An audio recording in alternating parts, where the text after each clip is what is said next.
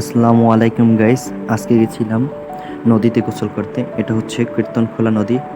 আমার বাসা থেকে খুবই কাছে, রূপতলী থেকে একটু দূরে। বেশি সময় লাগে না। আসলে নদীতে গোসল করা একটা অন্যরকম একটা মজা। এই গরমের ভিতরে যেন শৈশবে ফিরে যাওয়া।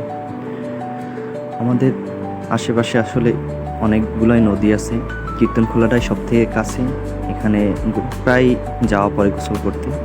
অন্যরকম একটা আমেজ আছে নদীতে গোসল করার। আসলে শৈশবে ফিরে যাওয়ার মতন একটা স্মৃতি।